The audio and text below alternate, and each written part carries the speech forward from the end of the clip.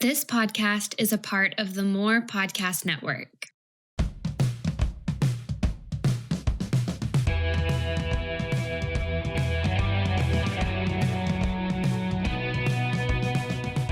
Hey everybody, welcome to the Daily Leader Podcast by Pattern Talent, where we interview great leaders and we seek to understand leadership.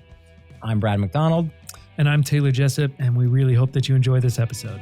Hey, everybody, and welcome back to all of our Daily Leader Podcast people out there. We're super excited that you are joining us. We've got a fantastic guest today that Brad will introduce in just a minute. Before we get into all of that, as we like to do here, we give a few shout outs to our boy Jesus at Video Pilot. Thank you so much for all you do.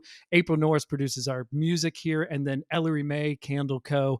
I won't give a little jingle like I normally do because my wife gets mad at me, but those are her candles that are always burning in our shows. So if you are tuning in and this is your first time, why the Daily Leader Podcast exists? Well, we are on a mission to actually eradicate the world of bad leadership. And we want to do that by having in-depth interviews with leadership experts who we really trust and value. And we're guided in that through our core values of curiosity, community, competence, and clarity. So with that, I think it's a perfect time. Brad, do you want to jump in and introduce our guest? Oh, wait, one thing, Brad, I forgot. Brad is also over at the department. We give a special toast to the department. Thank you, department. For Cheers all of to you. the department. Giant mug today. So this is for all you friends, people, anybody listening that's not watching. I'm drinking out of the world's largest Central Perk mug with a throwback to Friends. So with that, that's enough of my voice. Brad, why don't you kick us off? Well, before I introduce our guest, that kind of leads me to an interesting question, Taylor, which is, who is your favorite Friends character? So I think it's appropriate for us to start there, given the I think that is good. Man, who is my favorite? I think Joey is. We just watched the episode last night where Ross and Rachel are coming home from the hospital, and Ross finds out that Rachel said yes to getting engaged to Joey just on a whim. And Joey is so oblivious. He doesn't know how to use the air quotes. And so he's using air quotes wrong as he's talking about it. He ends up getting Ross to punch him to try and get his anger out, punches the lamppost behind him in the Central Perk, Ross breaks his hand. Joey's trying to help him out. He's just so innocent and likable. So that's me. What about you guys? I'm curious. Now. That's good. Dr. Sheer, you go first. And any thoughts on your favorite Friends character? I was going to say Joey as well. My wife was probably the better one to ask. She's more of a Friends fan, but I'm probably more of like a secondhand Friends watcher. But how can you not love Joey? He says all of the things that you're not supposed to, and he says it for you. So it's great, and we all need friends like that in our lives. That's right. We're off to a good start. I think I know Brad's, which this will tell a lot about Brad in just a minute. It's definitely Ross, which there's something about Ross that just speaks to me, that I relate to, and I don't know what kind of therapy I need to attend in order to get to the bottom of that, but that's... Yeah, you should have been a paleontologist. That's all I know about you, Brad. It's the sweater I'm wearing. You could still do that. That's right. Go for it. Thank you. All right, guys, enough shenanigans. Let's get into this. I am ecstatic today to have the opportunity to introduce Dr. Cory Sheer, who wrote an awesome book that I have been working through for the last 2 weeks. It's called Closing the Trust Gap, Taking Action on What Matters Most for Leaders, Teams, and Organizations.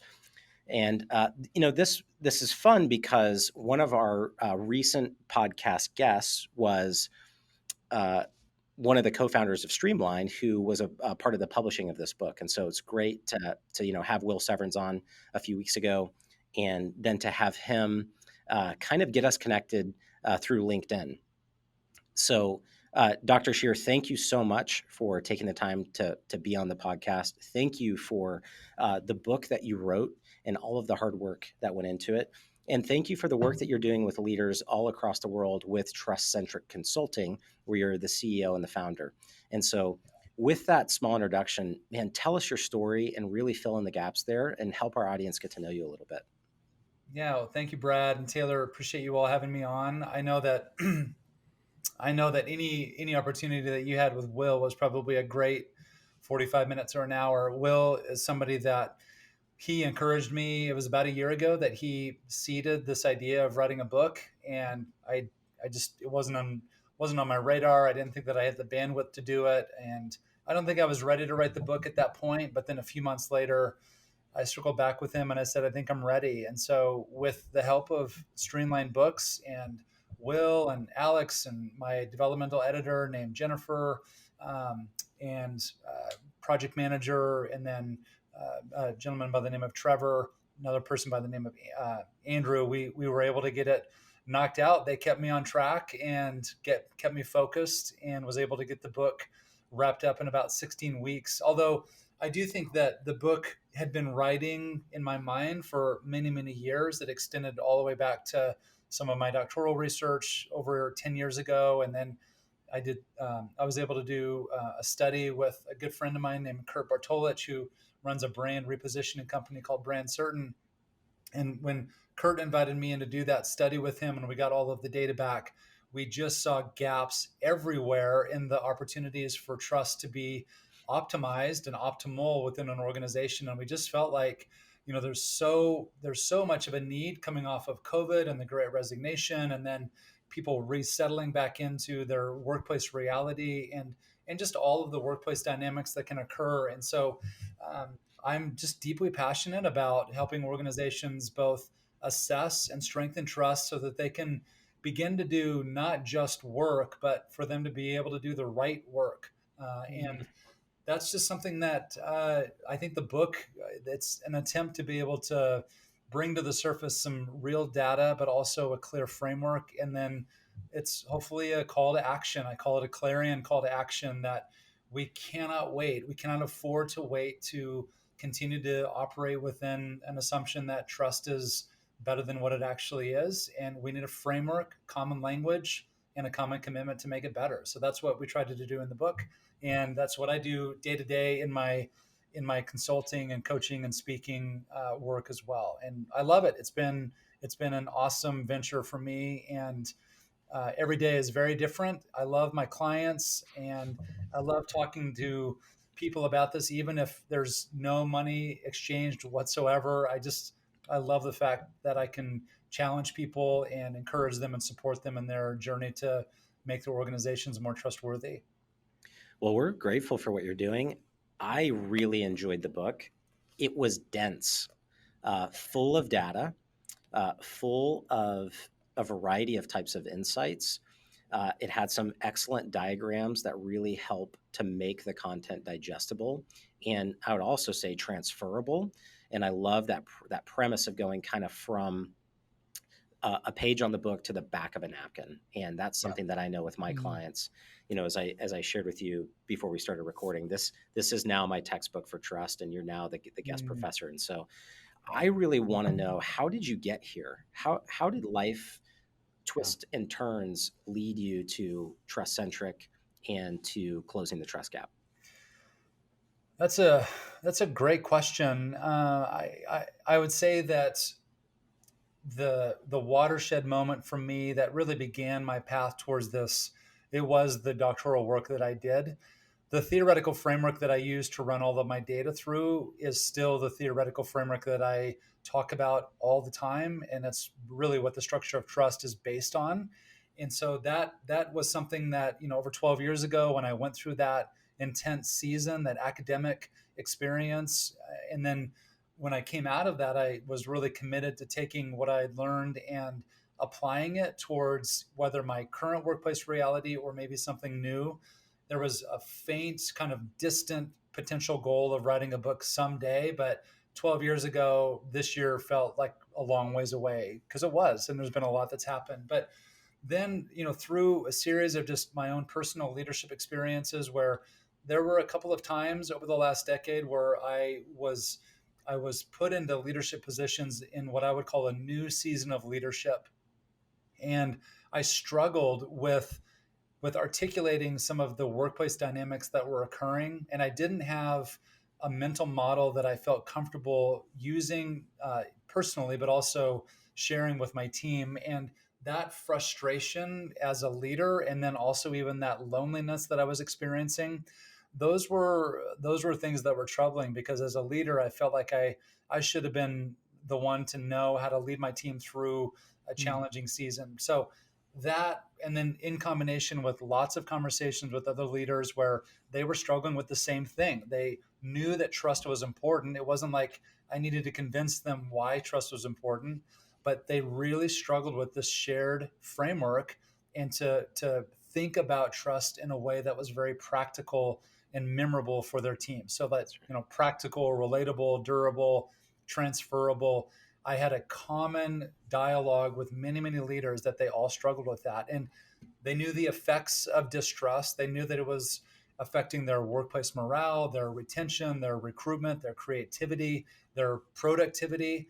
And so when we did all of those interviews, we coupled that with this data from our national research, it felt like the book started to coalesce. And then through the guidance of Streamline Books, we're able to put it down on paper. The book, though, is actually more of a manifesto about the work that I do day to day. And it really is intended to be a workbook. So I'm encouraged that you're using as that. I want it to be a resource and a tool. I don't want people to have to hire me to learn more about the framework, because it doesn't have to be that complex. I love to do work with organizations in this space, but I also want to make sure that I'm doing all that I can to equip other people so that they can take these truths and then apply it to their own workplace context. I love that. I love that. That's such a great story. And I feel like the idea of taking trust and then figuring out how do we articulate it? How do we talk on it? How do we report about it? Right. I mean, I know trust has been so important in my life, and I've had plenty of times that I have broken trust and the difficulties with that.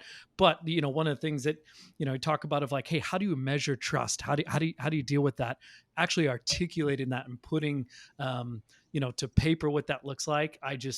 I love that. So I love hearing the story about how that came about, drilling down on that a little bit more. And you touched on it in multiple different facets, multiple ways. But one of the things I like to ask all of our clients is, what is your why? Like, what's your purpose for all that you're doing with TrustCentric Consulting?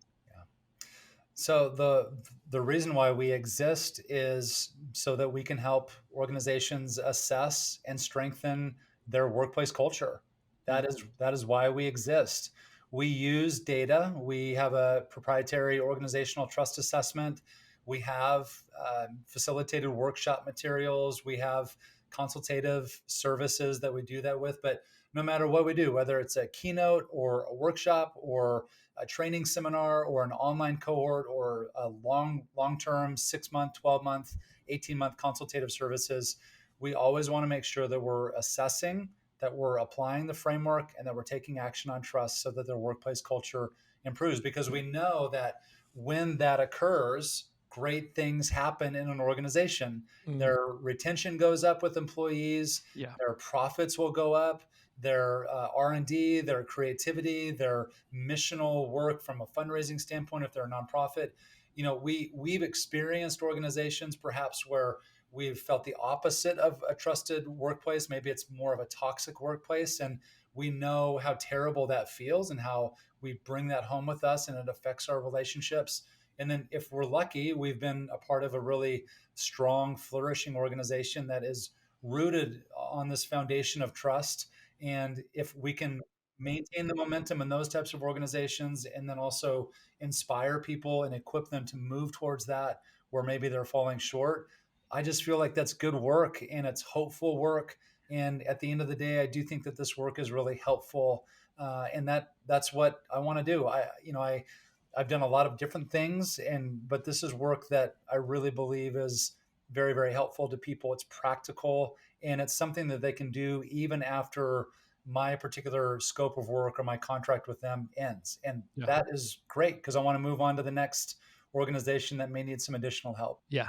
No, I love that. There's two things. I mean, there's so much to unpack there. There's two things that I really wanted to highlight. One is you didn't even stutter when I asked your why. Like, I love that. Good leaders and knowing their why is so important, right? It's going to drive so much of what you do. And number two, I just love that you are helping people see the value of trust. And your whole goal is just to empower and equip them for more success in what they're doing. So, so much good in terms of helping people with trust. Okay. So I want to pivot just slightly and just kind of keep drilling down on this. And I want to turn to just some of the how, right? A little bit more of the specifics. So, what is the trust gap? Like, what is that? And then why is it a problem? I know you mentioned it earlier that, hey, we were seeing these gaps. So, what is the trust gap and why is it a problem? So there's actually three big trust gaps. When we talk about the trust gap, there's lots of different potential trust gaps.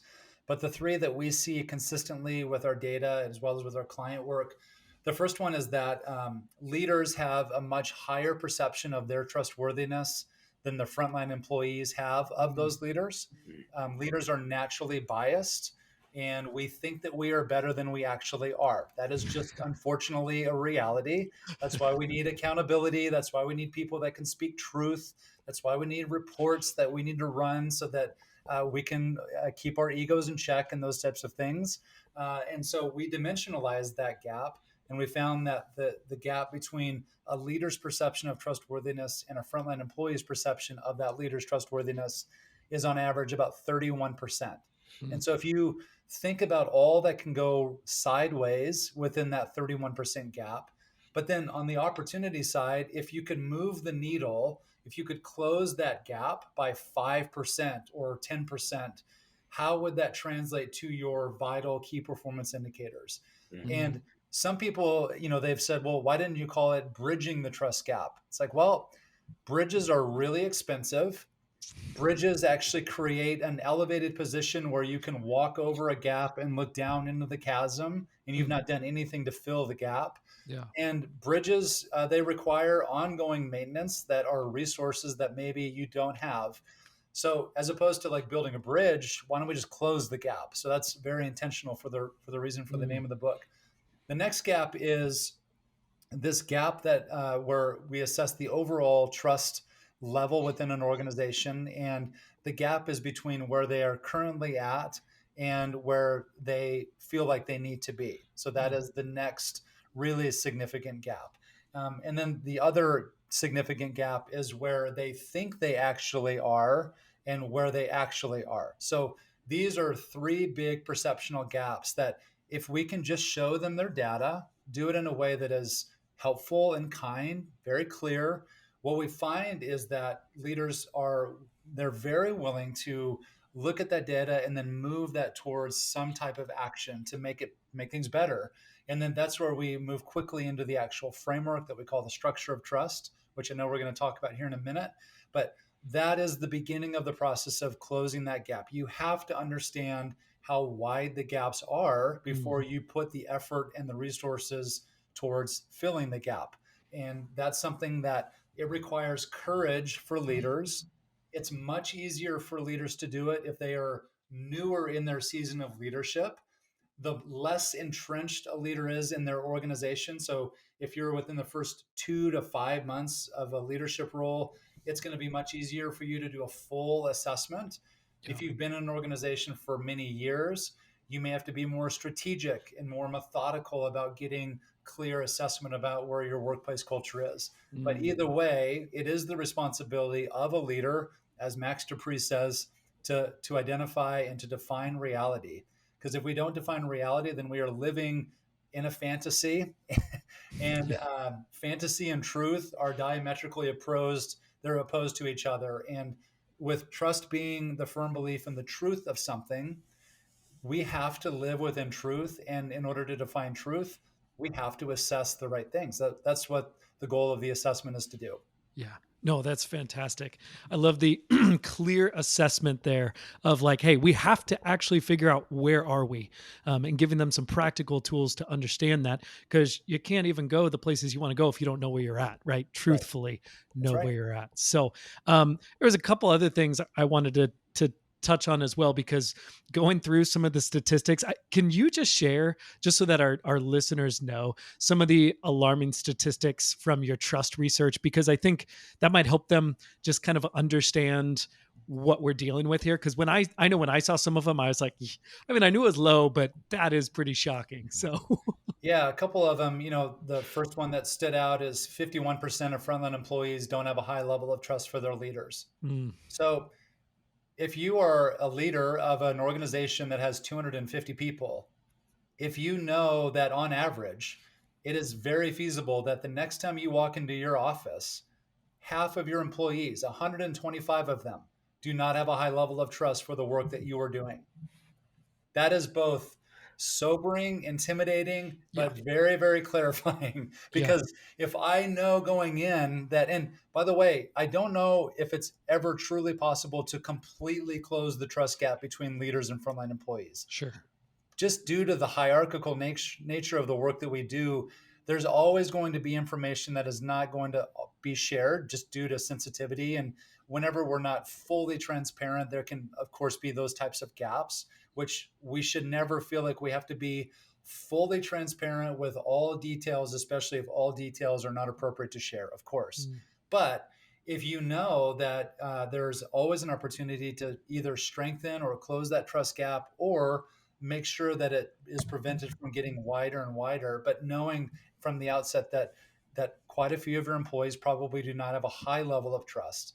Then the next thing is, 2/3 of organizations, medium-sized organizations, where there's a low level of trust, their productivity, their advocacy, their overall their willingness to basically be a part of that healthy workplace culture, it just drops off precipitously. So it's a very, very critical issue when you have an organization that has gone from some slight levels of concern to you start feeling and sensing this toxic nature within an organization. And the best thing that you can do is begin to assess some of the very specific root causes of that. Otherwise, it tends to take on a life of its own. We call it an epidemic of distrust, where if left unchecked, it will just continue to spread like wildfire, and it has a deep effect both internally and then, of course, externally with your clients or those that you serve. Yeah.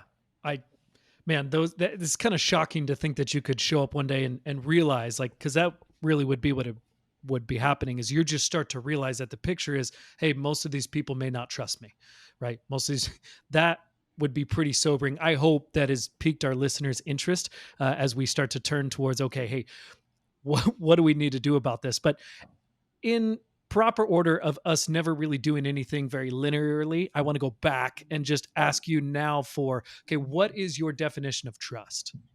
Yeah, so my favorite definition of trust is the firm belief in the truth of something.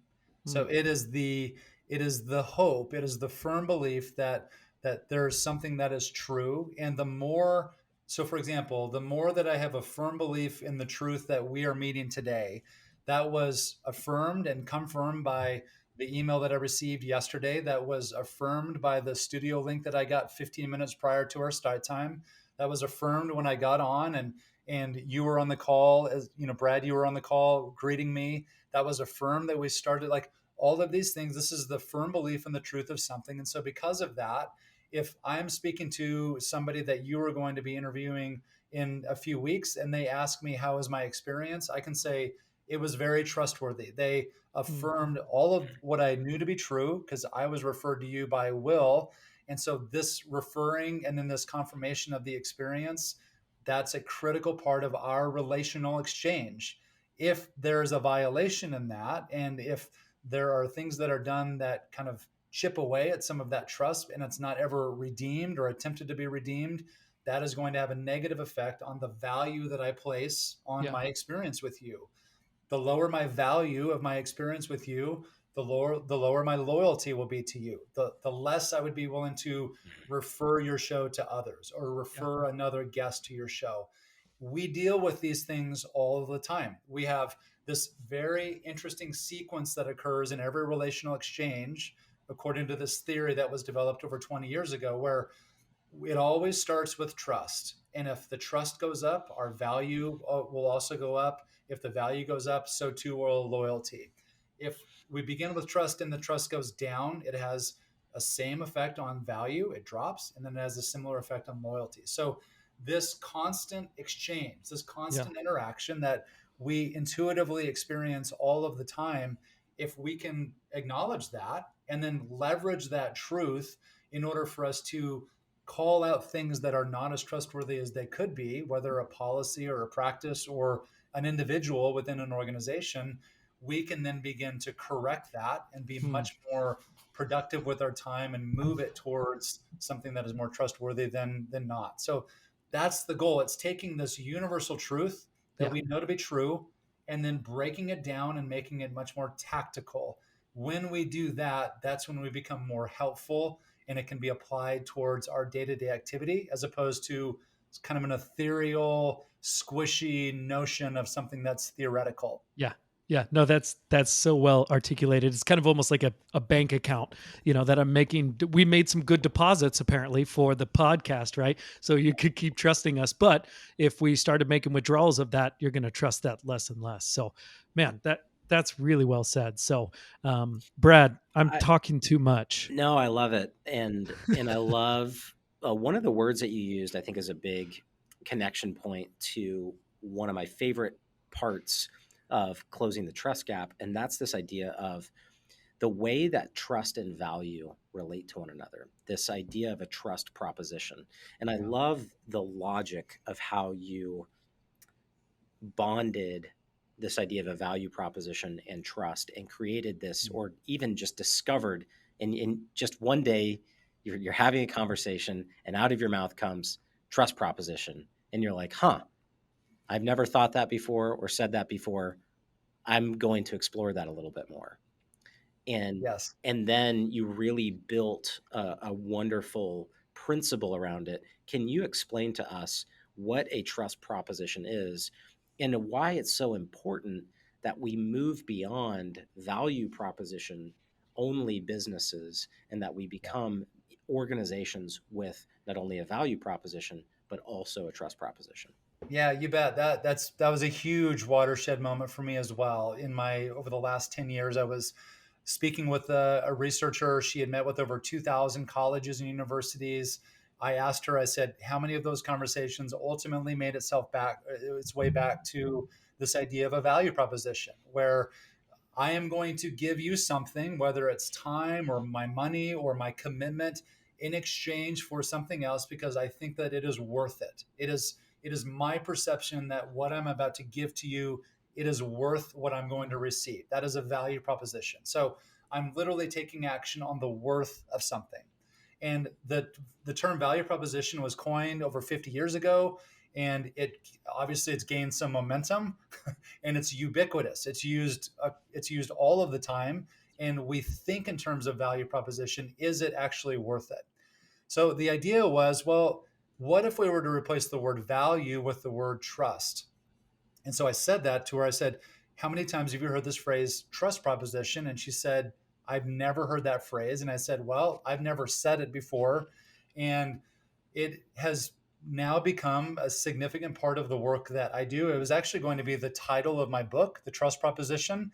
But my wife wisely said, you can't name the book The Trust Proposition because nobody knows what the trust proposition is yet. I was like, you're exactly right. And so I listened to her, and I'm so glad that I did. And she So said, smart. Yeah. she said, why don't you call it Closing the Trust Gap? Because I would, if I didn't even know you and I saw the title of that book, I would be really interested because I would want you to give me the solution. And the solution is to live out the trust proposition. So where the definition of a value proposition is taking action on the worth of something, a trust proposition is taking action on the truth of something. So as leaders, as teams, as organizations, as communities, as individuals, we are responsible for, of course, demonstrating a value proposition. But even before that, we must live out our truth, our trust proposition, which is why when you even shared with me the question earlier, what is your why? The why statement of my organization, that is me demonstrating the truth of what I do. A why statement is a trust proposition. That's why I do what I do. I'm living out my truth. But if you have people with diverging definitions of what the truth is of their organization or their team or their outcomes or their mission, you are going to have conflict, and that conflict ultimately is not going to be productive. And that's where you start seeing these very significant gaps in trust. So you can use the word truth synonymously with the word trust. So if in your mind you come across somebody that you say, I do not trust them, another way to frame it is, my truth is very different, perhaps diametrically opposed to their truth. That doesn't mean we can certainly trust each other and disagree, but our truth of how we live our lives is diametrically opposed. That is what's causing you to feel a lack of trust. That's so insightful. I think that this idea, and I'm going to read from the book here, a trust proposition is a plan of action focused on the firm belief in the truth of something. Hearing that connected to purpose makes a lot of sense to me. I've never heard anyone make that connection. And so this feels like a bit of a revelatory moment for me in that regard. One of the things that I want to keep building upon for our listeners is this idea of the structure of trust. So we've defined truth. We've said that, value is about worth, trust is about truth. There's this notion of, a value proposition, but actually we want to move to a truth proposition. How do we begin to understand that the structure of trust helps us to see trust across various factors or aspects of our organizations, our relationships, even the way that we serve our customers by offering products and services? I really thought that that diagram in the book unlocked kind of the solutions. It was like the door to walk through. If you want to really understand how to influence trust, you've got to understand the structure of it first. Yeah, that's a great tee up. I can only give credit to the researchers 25 years ago that really, through their data and their research, they identified these three building blocks of trust. And what they found was they didn't call them building blocks. That's what I call them now. But these three building blocks, they exist within two realms of every organization. They exist within the people realm, so the interactions that we have and the relationships, but then they also exist within the policies and the practices and the procedural realm. So those two realms that are constantly at work, but also constantly interacting, are vital. And this is where trust is built up or broken down or maintained.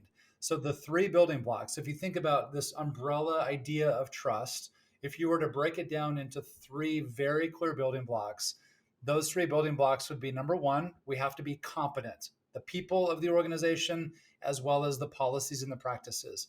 And when we talk about competency, we're talking about leadership competency, communication competency, time management, financial competency, project management, all of the things that we need people to be focused on technical competency for their work.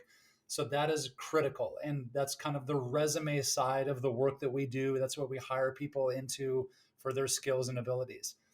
The second building block, equally as important and vital, is the building block of problem solving. So that means that we have to not only solve problems, but we also have to identify the right problems to solve. And sometimes it's not about the activity of problem solving. It's actually the fact that we're not solving the right problem in the first place. That's actually one of the areas where we see trust begin to drop with leaders, because frontline employees say, our leaders are not solving the right problems. They're just not solving the right problems.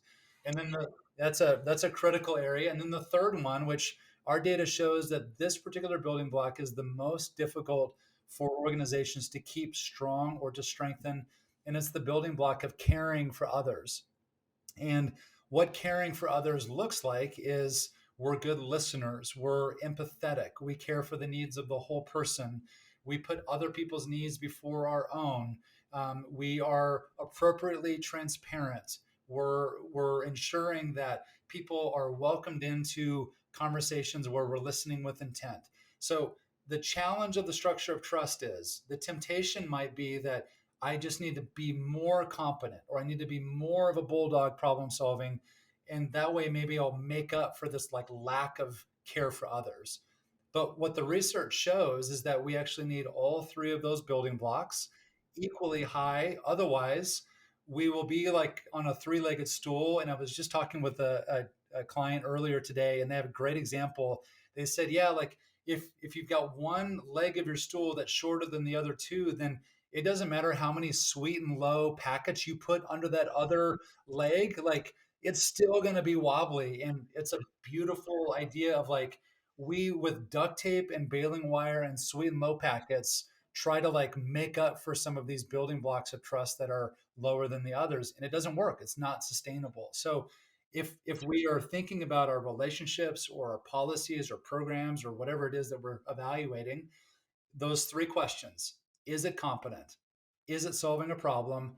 Does it demonstrate care for others? Those three questions. You can ask that on an interview evaluation. You can ask it in an annual performance review. You can do that with a program evaluation. You can look at it through the lens of your strategic plan. All of those things, you can ask those three questions over and over and over. Is it competent? Is it solving the right problem? Does it demonstrate care for others? If no to any of those three, there's work to be done. That's really insightful. One of the things that I came across recently is this idea of like organizational hygiene. Are you familiar with that term? Yeah, it's great. I love that term. And one of the things that I was having a discussion with a colleague, and we were talking about how we were making the mistake of avoiding solving a problem with competence and care, right? And we were throwing other, cotton candy, sugar stick, false solutions at solving this problem because we didn't have the ability to solve the actual problem. And what continued to happen over and over again was actually more frustration and even employees having a feeling of being insulted because resources were being devoted to this over here that wasn't a priority, that wasn't important, while the real problem continued to linger on and actually worsen. And so speak to that a little bit. Speak to what happens to the trust gap when we use things like pizza party and beer kegs and silly foosball tables and things to try to appease people when we don't know how or simply don't want to invest the resources in actually solving problems. Yeah, that's a great point. I think that those things can be supplemental. That's great. They can be supplemental. They can be seasoning to your overall strategy, but that is not a strategy. Like Pizza Party Fridays, that is not a strategy. That should be the seasoning to the strategy.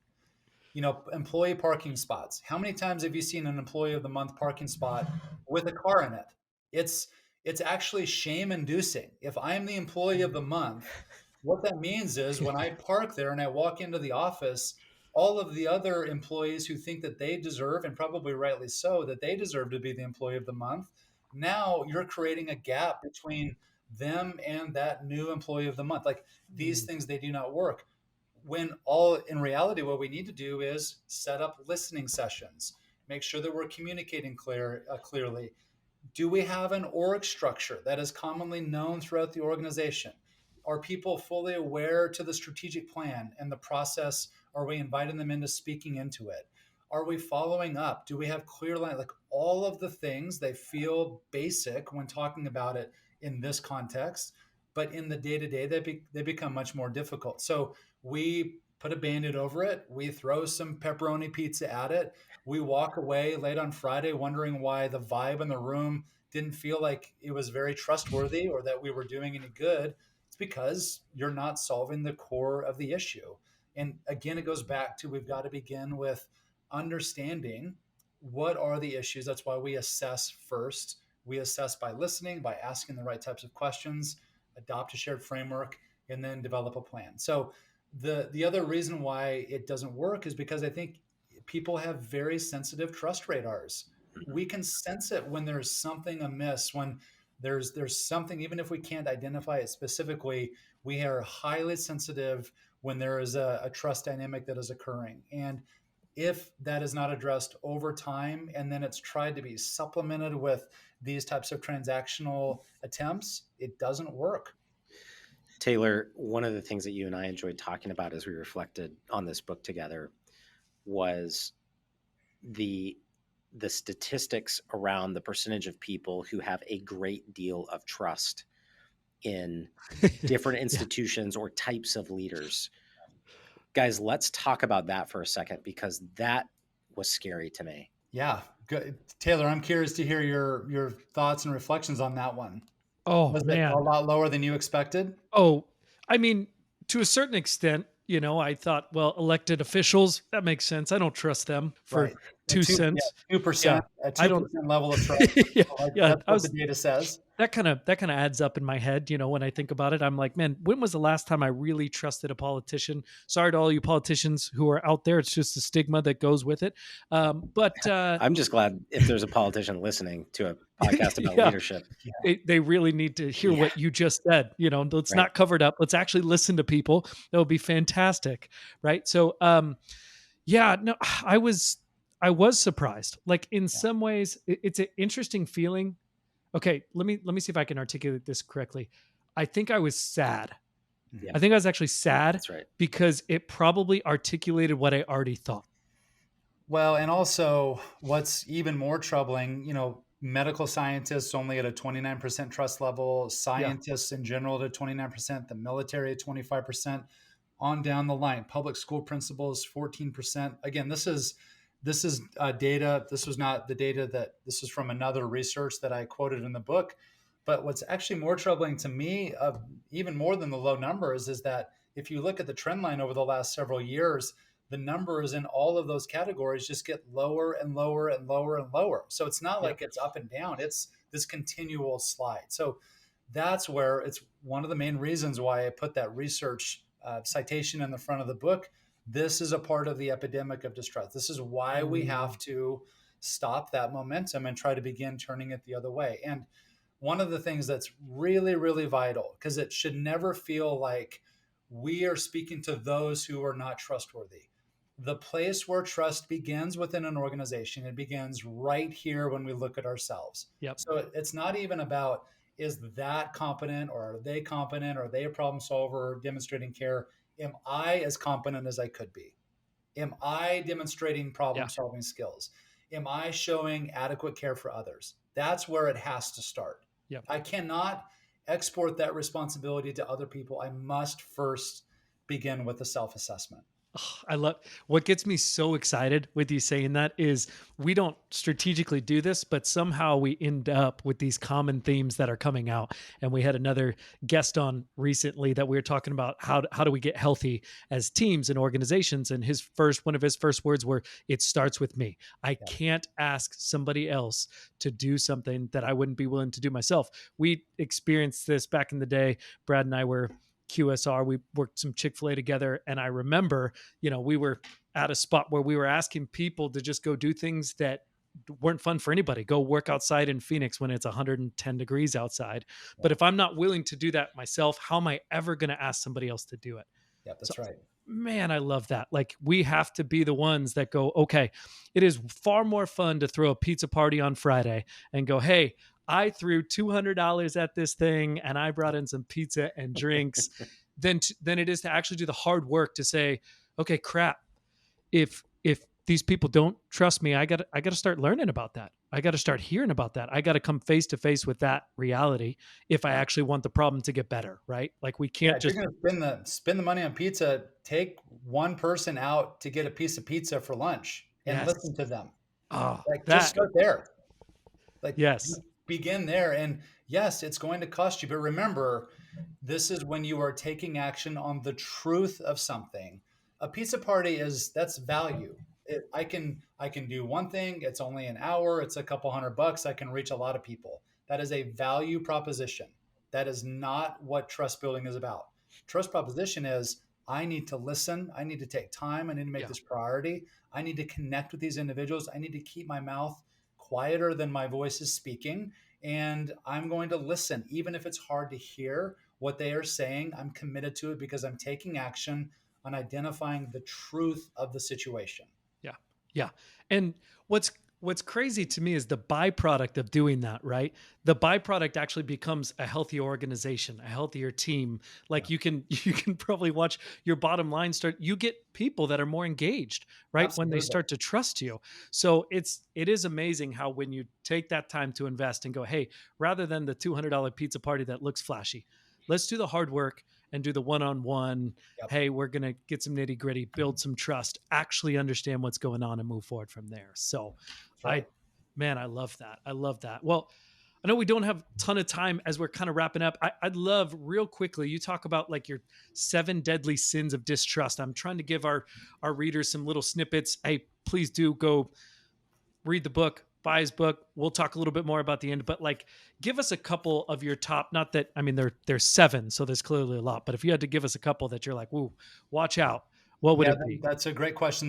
The number one, I think the number one, which is why I listed it first in the book, is it's the misalignment of people and purpose, and this misalignment of in.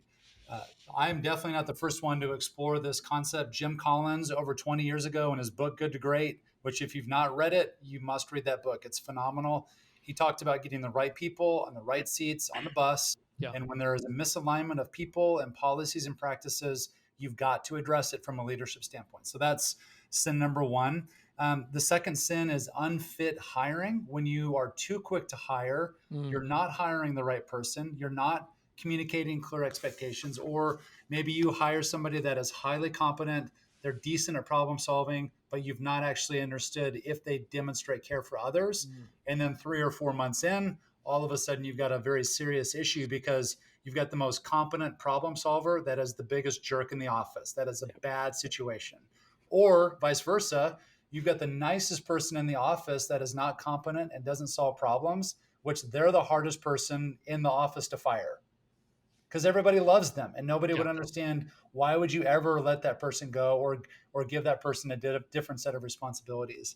And then the last one that I'll highlight is just embracing the status quo. I heard it said one time that the most expensive phrase in business is we've always done it that way, which is just this fruit of the status quo. And status quo is comfortable. Status quo is managing the current expectations. Status quo is it's being risk averse, so that you can kind of protect what's current and what your current version of the truth is, versus leading and thinking differently about how do we move this organization forward. So embracing or protecting the status quo is another signal or a sin that there are some trust issues that are beginning to emerge. So there's 4 more of them, but when you combine all 7 of those, if you have all 7 of those within an organization, you are moving towards toxicity if you're not already there. It's just a fact. Yeah, you've let far too much of that creep in, right? You got a very toxic environment that you need to start cleansing, and that is a lot of work. Is there a quick way to sum up? And I don't know that there is necessarily. We'll have to have you back on because I could talk about this for a very long time. But how do leaders go about creating like a trust action plan? Like, I mean, you can give them the carrot of like, hey, here's part of it, and come back and listen for more, read more, but what does that look like if you were to give us the kind of the brief version there? Yep, there's 2 actions that I would encourage every leader, every team to do. The first one involves asking with intention those 3 questions, whether in a large survey form or more self-reflection and then beginning conversations. Can we be more competent? If so, how? Can we solve different types of problems? If so, how and what are they? And then third, how is it that we can demonstrate more care for others? So addressing those building blocks of trust, one each. And then the second action item, because the building block of care for others is typically the hardest to strengthen or the hardest to keep strong, the number one thing that we can do to prop up that building block is active listening. So creating listening sessions, listening circles, focus group opportunities where you're beginning to hear the voices of the people that you're working with. You're taking in that feedback and then you're starting to put that into motion. You're documenting it, you're following up with them on that. That is the number one tactic to move the needle on that particular building block. So high level, begin with the 3 questions: competency, problem solving, care for others. Much more specifically, be very tactical about how you approach listening over the next 3 to 6 months. If you just do that, well, number one, it will give you plenty to do, but I think that you'll see fairly immediate results. You may not fix everything right away, but you will begin a very important and transformational process for your team. Yeah, I love that. I know there's tons more that can be unpacked there, but I love that it's in a way it's simple. It's just not easy to do, right? Yeah. Like asking those questions, right? Are we competent, solving the right problems? Are we caring for others? Like, what does that look like? And then active listening, which if you're like me can be a real challenge because I love to talk 10 times more than I like to listen, right? So man, that is good stuff. Well, Brad, what are, what are we leaving out? I mean, I know we could go all night here. My wife would probably get upset at some point. She'd be like, "Hey, man, you need to pay some attention to me." So, I love it. I think that I think that we've covered the aspects of the book that I think are the essential items that anyone who wants to explore closing the trust gap would need to get a taste of, and an appetizer, so to speak. So, the one question I'd like to end on, Dr. Shear, is as you think about emerging leaders who are going into the workforce post COVID, um, Mhm. and maybe they're an entry level employee, or maybe even more importantly, a first time leader. They're supervising an individual or a team for the first time. What would you counsel those emerging leaders to really consider and look at to help them, number one, be able to find a healthy, trustworthy environment to work in, and then number two, to make active contributions and further the health of those environments? Yeah, that's a great question. Two things on that quickly. Number one, I call it the 9-to-1 ratio. Ask 9 questions for every one statement that you share with another person. hmm, So it's not an 80-20 rule, it's a 90-10 rule. Wow. If you are a new leader, you should literally be asking 9 questions for every one statement that you say. It is really, really difficult to do that. But that discipline of just asking, continuing to dig deeper, asking again, clarifying, think, like literally count in your mind how many questions have I asked before making this statement. So that's the first thing. The second thing is it's a full blown workshop that we do. We call it the COG exercise, COG, which stands for concerns, opportunities, and gratitude. A really helpful way to begin assessing kind of the workplace dynamic and the culture with an individual, maybe a direct report, maybe a team like your executive or your leadership team, maybe the extended leadership team, or even in conversations with individuals within the organization. Asking those 3 assessment questions. Hey, what are you most grateful for right now? What are some of the concerns that you have? And then as we think about the next 6 months, what are some opportunities that you think are right in front of us that we really need to seize? So, gratitude, concerns, opportunities. Imagine you as a new leader asking 100 people those 3 questions, and you don't write anything down unless it's appropriate for you to journal and write down your answers. But imagine the not only the data that you would receive back, but to your earlier point where you talked about, Taylor, the capital, like you're investing into this trust account where you are just asking questions, you're seeking to understand, and you're listening. But those 3 questions: what are you hmm, most grateful for? What are your concerns? What are the opportunities in front of you? And I think that you'd be amazed, especially as a new leader, if you were intentional about asking those questions in your first 3 months of leadership. Though there's plenty to do, there's plenty to hear, and you will be getting buy-in from the people that you're trying to influence because you're listening to them and you're thinking about your relationship with them and the goal of the organization to live out the trust proposition, which is the goal of what I believe every leader should be about. yeah. Dr. Shearer, thank you so much for your work and your investment in writing Closing the Trust Gap. Thank you so much for being willing to share this message with our listeners. And this has been a huge opportunity for Taylor and I to learn from you as well. So please send any bills to Taylor Jessup, and he will make sure those are taken care of. Yeah, But no problem. where can our listeners go to find you online? I know that you've got an exciting announcement coming soon towards the end of the month. Share anything you're willing to share about that with our listeners. I'd love to be able to point all of them to you in the way that's best. Well, thank you. Yeah, a couple of things. The first one is the book can be found on Amazon, or you can go to trustgapbook.com. That will take you to the Amazon link.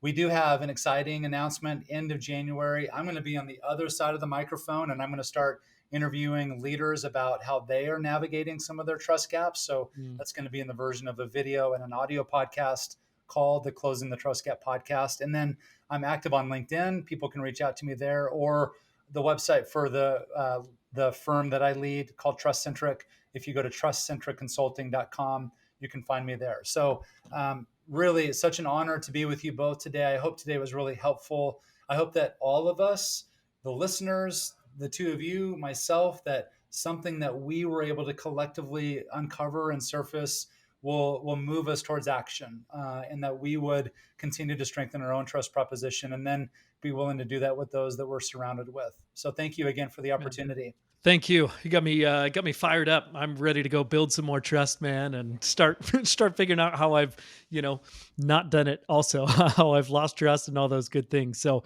Dr. Sheer, man, we can't thank you enough. Thanks for the time. Excited to do this again in the future. So you can also find all that information in the show notes. And with that, we hope you tune in again for another episode of The Daily Leader. Like, subscribe, and oh yeah, we're supposed to please, say that. Yeah. yep, please share your thoughts in the comments, guys. We would love to hear from you. Taylor has been roasting bad comments aggressively. Very aggressively. Yeah. Please I'm keep a looking for lookout the for worst those. comment Yep. and doing Guys, the thank opposite. you so much. Join us next time on the Daily Leader podcast.